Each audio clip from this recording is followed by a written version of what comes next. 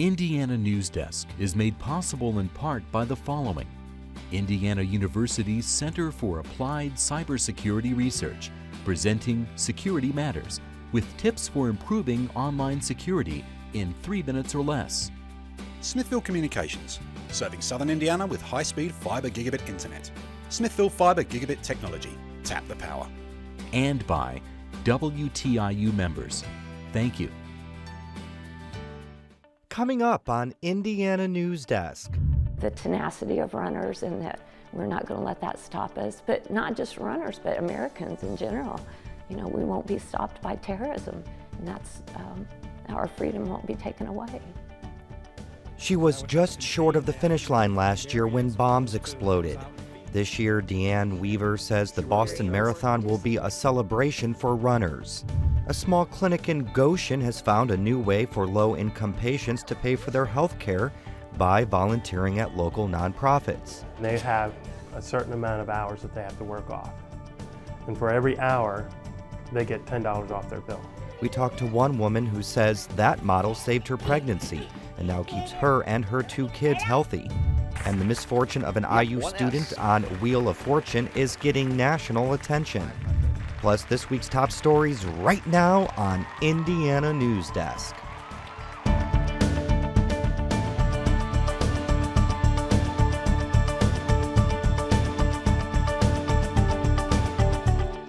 Hello, welcome to Indiana Newsdesk. I'm Joe Wren.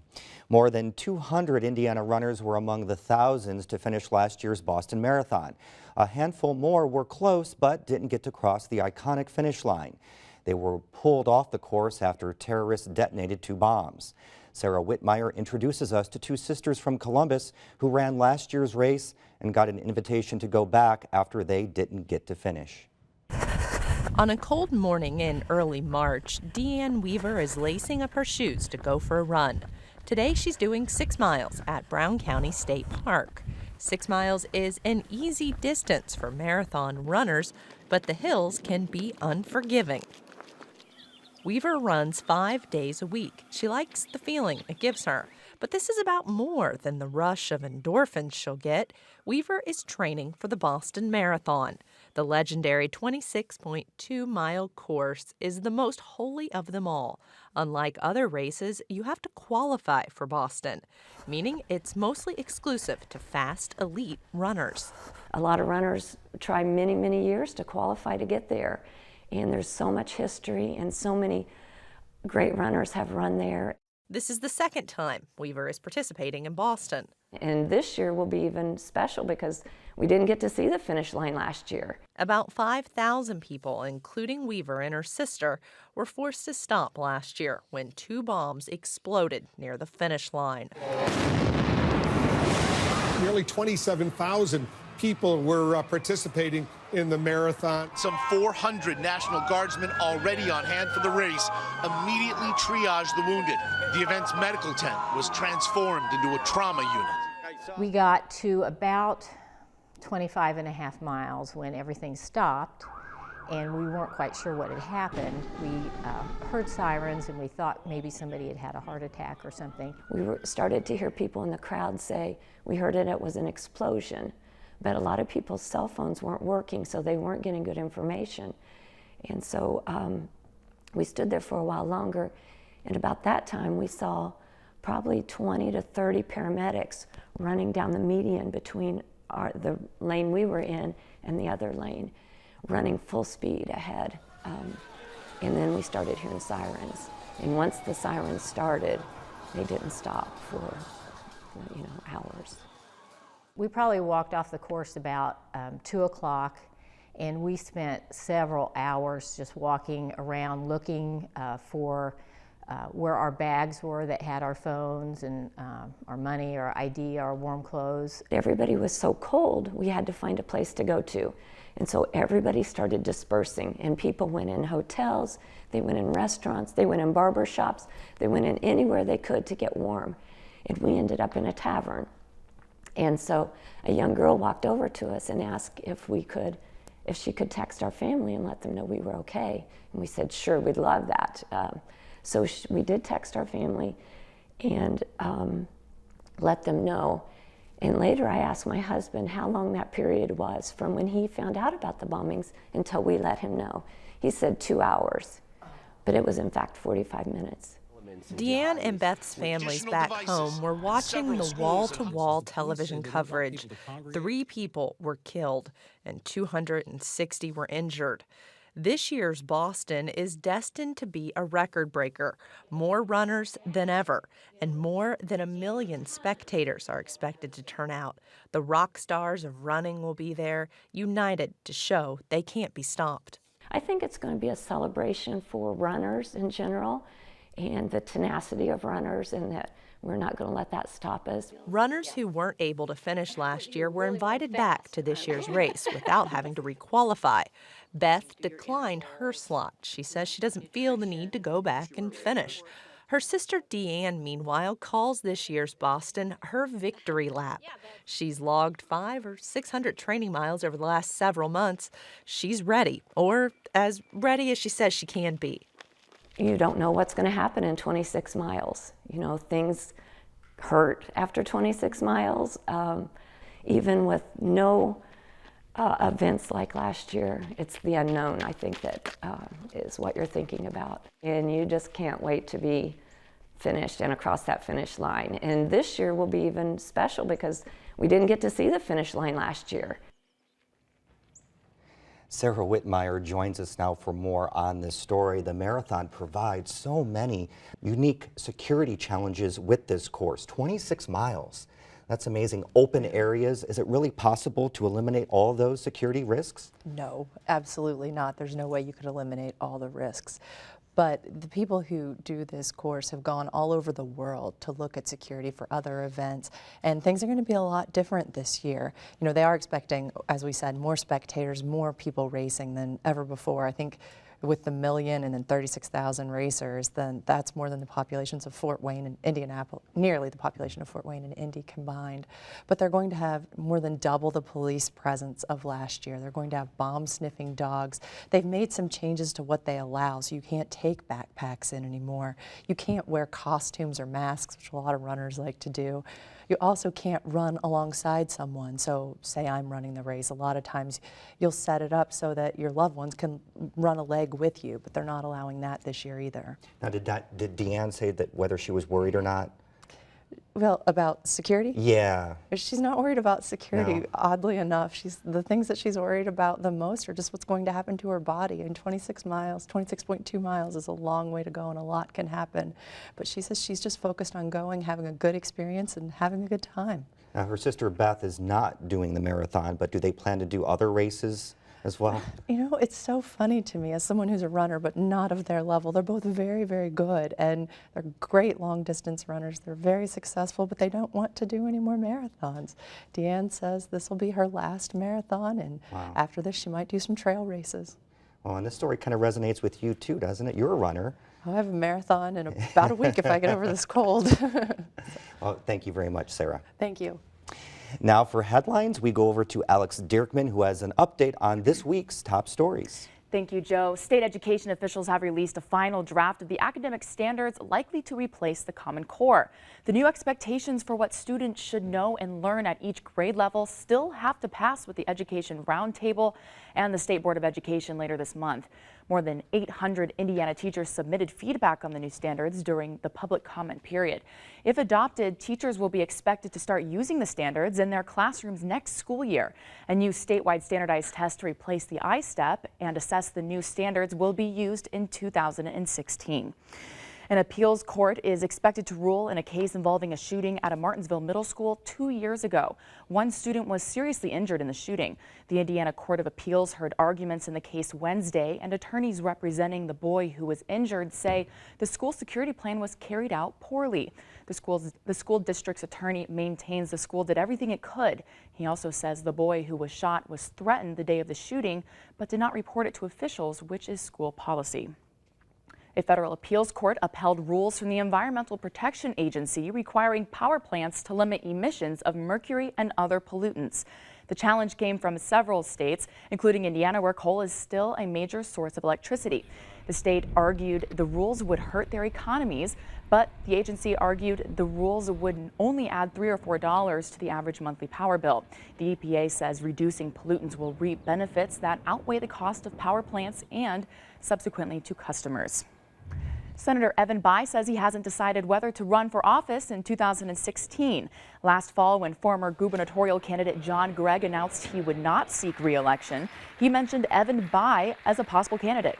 But no matter who runs in 2 years, Bayh says Democrats in Indiana can make themselves more relevant and gain more attention by focusing on issues that affect people's daily lives. That's one of the problems we have in politics today. People say, oh, that's just a mud fight. They don't care about me. They're just all in it for themselves. So focus on what really matters to people and give them a reason to believe that we can make a difference if we just elect the right kind of people. That's what I would recommend. With a Republican supermajority in both the state, Senate, and House, Democrats are looking for someone to revitalize the party, hoping Bayh could be the frontrunner for governor. The House Ethics Committee has set a Wednesday hearing to consider the case of Cicero Republican Eric Turner. Speaker Brian Bosma asked the ethics panel to review Turner's conduct after reports that Turner argued vigorously in a closed-door caucus to kill a bill imposing a moratorium on new nursing homes. Turner's son is a nursing home developer, and his daughter has lobbied for the industry. House rules instruct representatives to abstain if they have a direct financial interest in a bill. More Indiana students are meeting the state's exit requirements before graduating high school. Data from the Department of Education released this week says though the state's overall graduation rate was virtually unchanged last school year, the non-waiver graduation rate increased about a point, up to 81.7%. Graduating with a waiver means a student didn't meet all of the requirements for graduation, such as passing statewide math and English language arts tests. An Indiana mom who formed a group to lobby for gun control measures is joining forces with former New York City Mayor Michael Bloomberg. Mayors Against Illegal Guns and Moms Demand Action for Gun Sense in America are forming a group called Everytown for Gun Safety. Bloomberg plans to donate $50 million to the campaign to help combat interest groups like the National Rifle Association, which has a $250 million annual budget. Indiana is among 15 states the new group plans to target for tougher gun control policies. The state plans to upgrade State Road 37 from Bloomington to Martinsville to interstate standards by 2016. State bonds are being used to pay for the construction. I-69 Development Partners, who is in charge of design, construction, financing, and operations, will then be required to maintain the interstate for a set number of years. Transportation officials say a span connecting Indiana and Kentucky over the Ohio River has reopened. The Indiana Department of Transportation says the flow of traffic on the Milton-Madison Bridge has resumed 1 week after crews slid the truss into place. The new structure is twice as wide as the old bridge. Bloomington's Mayor Mark Cruzan is vetoing an ordinance that would have allowed sharpshooters to hunt deer in Griffey Lake Nature Preserve. Jimmy Jenkins reports. Cruzan announced Thursday he is returning the unsigned ordinance the city council sent to his desk last week. The measure would allow sharpshooters contracted by the city to shoot and kill deer in an effort to reduce the deer population, which supporters say is ruining the biodiversity in the area. I've never felt the same about the state forests since hunting has been allowed. And I'm concerned that people will never feel the same about Griffey Nature Preserve after hunting is allowed there. That doesn't mean that there's not an issue there in terms of protecting biodiversity, but for me, the balance tips the other way. While the mayor says he cannot support the measure as a matter of conscience, ordinance author Councilmember Dave Rollo says he supports the legislation for the same reason. Griffey is endangered. There is deer overabundance and it's affecting the entire ecosystem. And so we need to reduce the deer number, and we need to do it soon. The Bloomington City Council is expected to reconsider the ordinance Monday. It could vote to override the mayor's veto. And IU awarded an honorary PhD to actor Meryl Streep this week. Receiving the award makes her a Doctor of Humane Letters. IU President Michael McRobbie and Provost Lauren Robel praised Streep for her work in the arts and commended her and her husband for their continuous support to IU and the state. And Joe, it's no coincidence that she was here. Her husband is actually a Hoosier native, and many of his pieces of artwork, he's an artist, are featured in Bloomington and Indianapolis. She created quite a stir this week, but some say the greatest living actress right now. And they do. Thank you, Alex. Coming up next on Indiana Newsdesk, one community is trying to improve health care by linking medical payments to volunteer work. 500. G! And we'll talk to an IU student whose appearance on Wheel of Fortune has gone viral, how he responds to some people calling him the worst player in history. Those stories right here on Indiana Newsdesk. People are looking for more light and less heat. Washington Week viewers are going to get it straight ahead, and that's what they count on us for. When we do these road shows, it not only helps me, but it helps all of our panelists to find out what is really on people's minds. We want to let you know what the information is, and then you decide what you want to think. That's what I think is unique about public broadcasting. There's nothing else like it out there.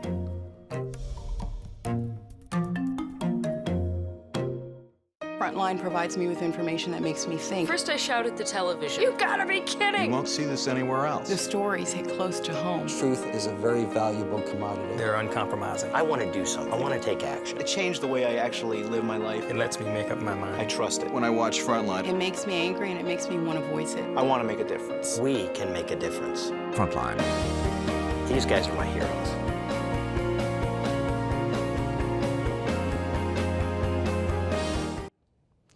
Welcome back to Indiana Newsdesk. I'm Joe Wren. The passage and implementation of the Affordable Care Act sparked controversial debates about the affordability and access to health care in our country. But in Goshen, Indiana, the Maple City Health Clinic came up with a new way for its low-income patients to pay for care. Claire McInerney tells us more about the health clinic's unique approach to serving its patients.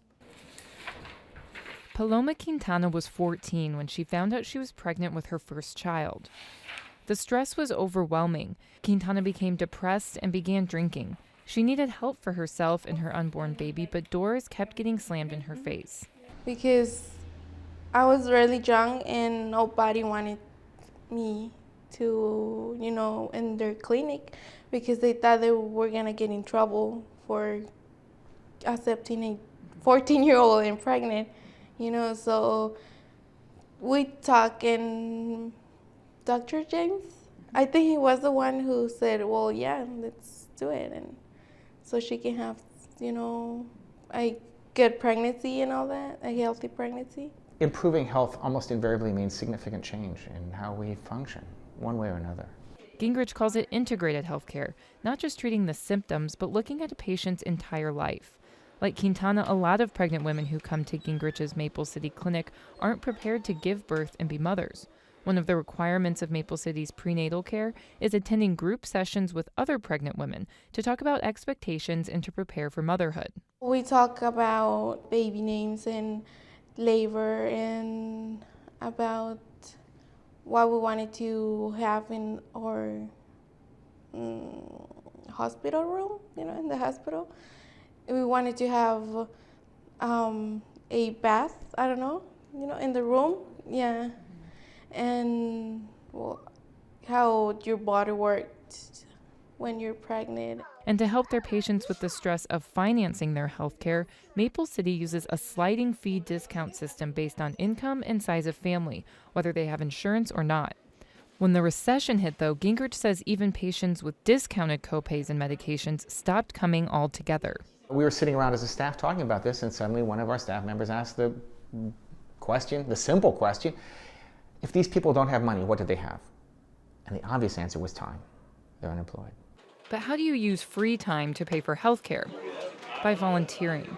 Gingrich and his staff partnered with local charities like The Window, a center that provides basic need services, to accept Maple City patients as volunteers. What happens is they will come from Maple City Health Center, and they have a certain amount of hours that they have to work off.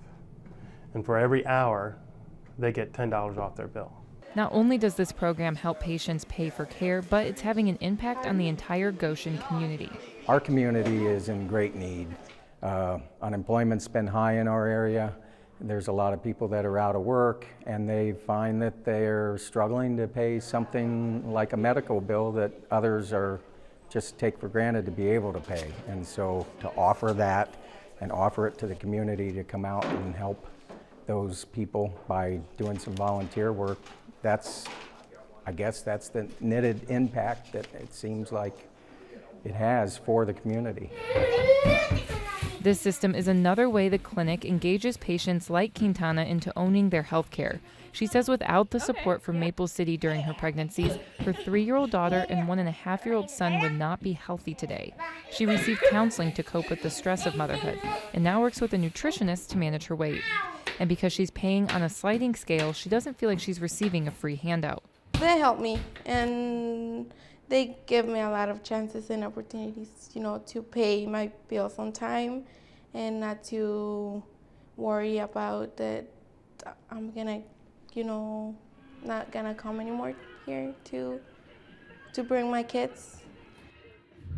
Quintana is working on her GED and says she wants to eventually become a nurse. Reporter Claire McInerney joins us now with more. If the clinic allows their patients to pay bills by doing community service, then how does the clinic actually make money?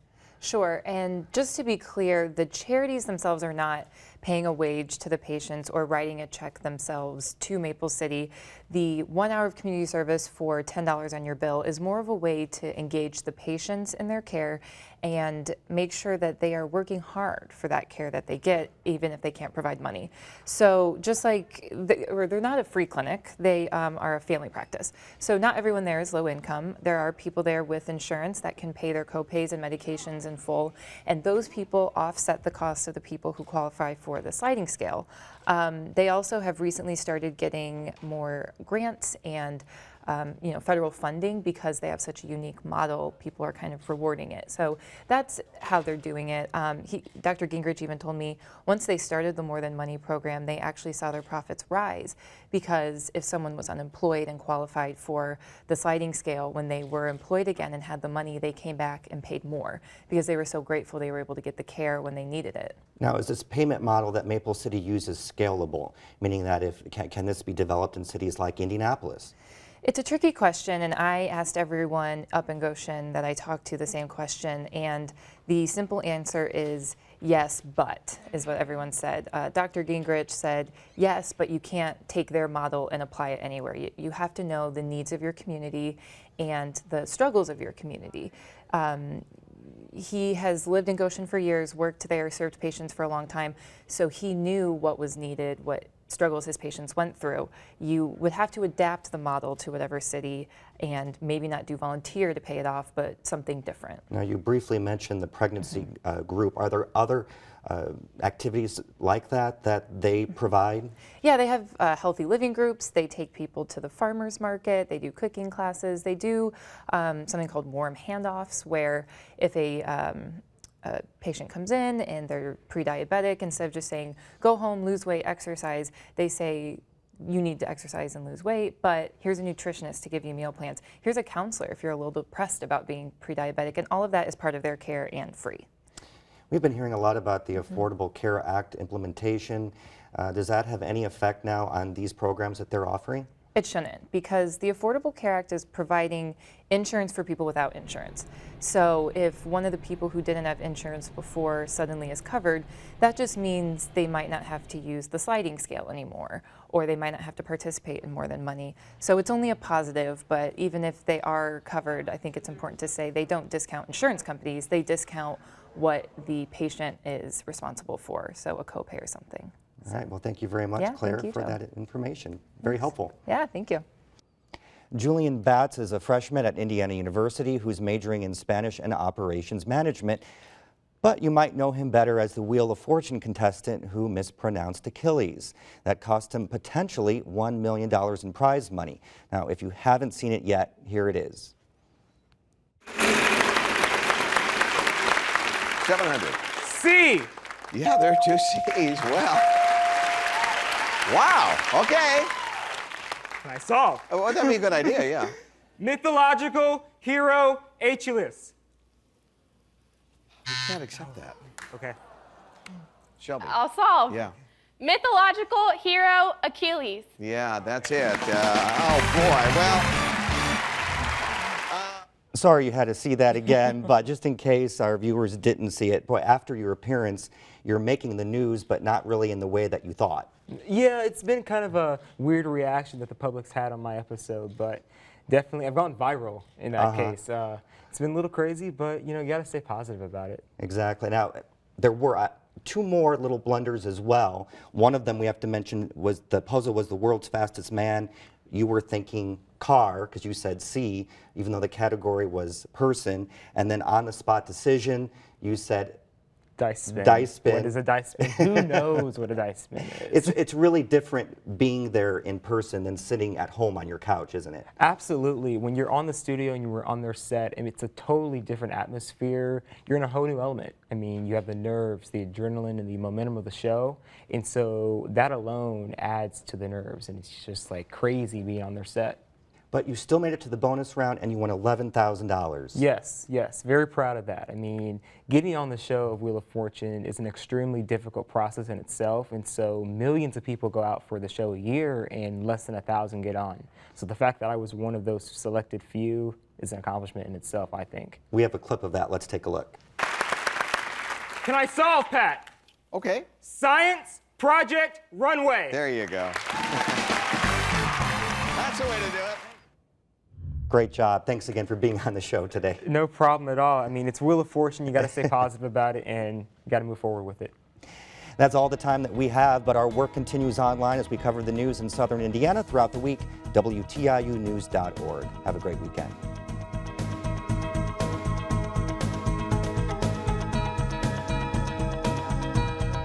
Indiana Newsdesk is made possible in part by the following. Indiana University's Center for Applied Cybersecurity Research, presenting Security Matters, with tips for improving online security in 3 minutes or less. Smithville Communications, serving Southern Indiana with high-speed fiber gigabit internet. Smithville Fiber Gigabit Technology. Tap the power. And by WTIU members. Thank you.